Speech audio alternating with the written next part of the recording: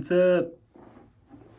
Okay, so today we're going to be talking about this very cool, very interesting thing called the guitar. But this very specific guitar is called the Unitar.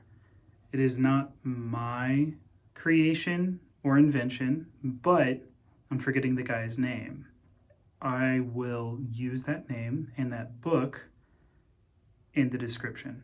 But I thought it was really cool the way that he presented it. And the Unitar is essentially your guitar, but only one string.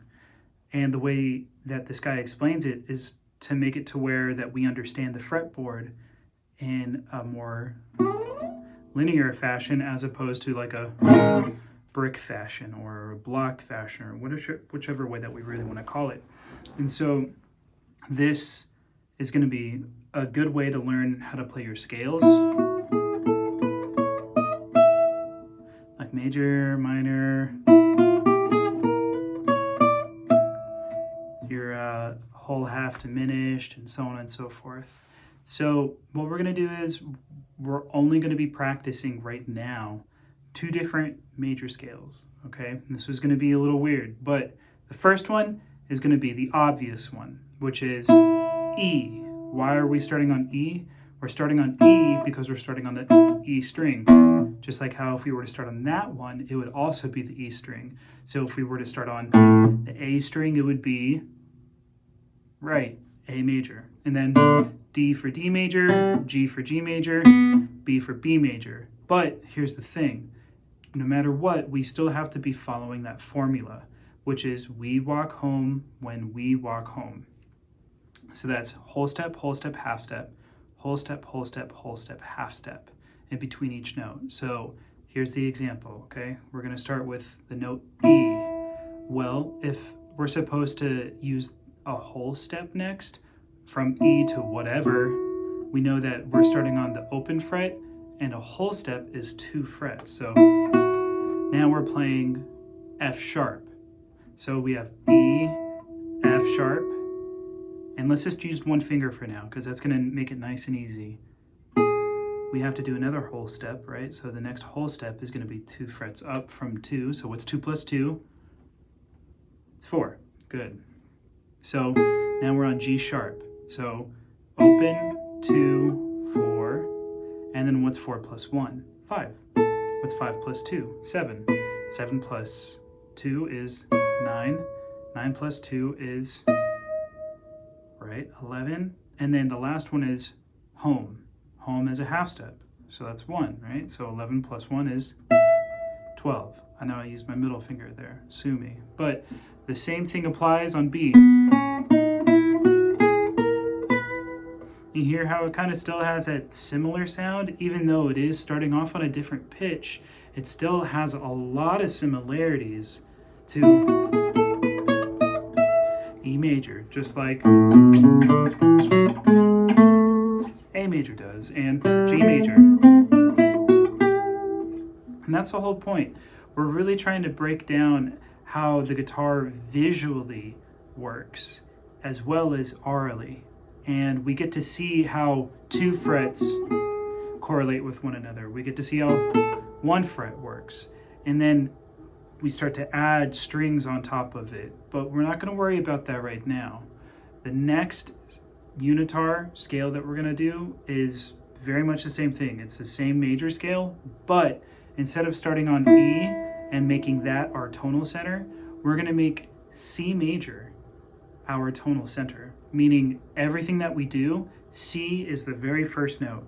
So if we're on E, we have to think, okay, where is E at in the C major scale?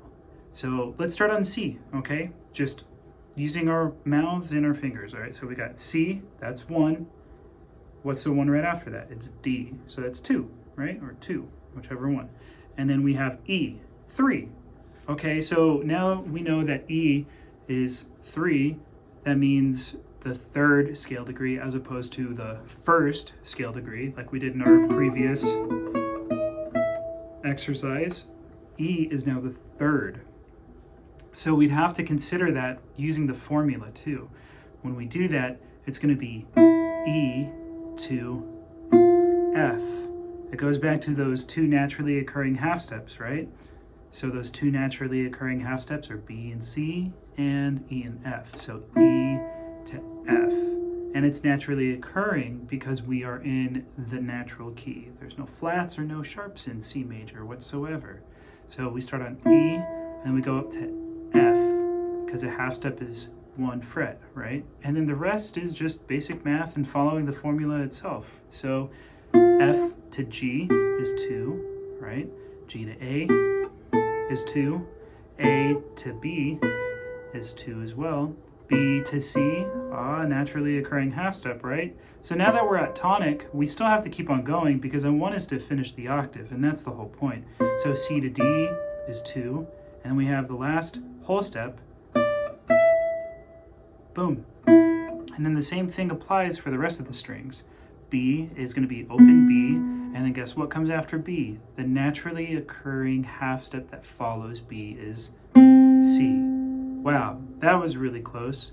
We can basically finish that one off super easy going, what's C to D again? What is that, a whole step, right? So what's 1 plus 2? 3, right? So if we're on 1, go up 2. Now we got D. Let's finish it off. I bet you can do it from here. But instead of finishing up here, that's past the 13th fret. We don't want to really go past that right now. We're just going to be working all the way up to the 12th fret. And starting on open again. But if your OCD is really like chiming in right now and saying, finish the scale, well then find something pretty to end it on. Make it worth something, you know? And the rest kind of just falls in suit from there. You know, with G, haha, played ya. That was an F sharp at the end. That was correct. Oh wow, let's take a... So if this is an A string, right?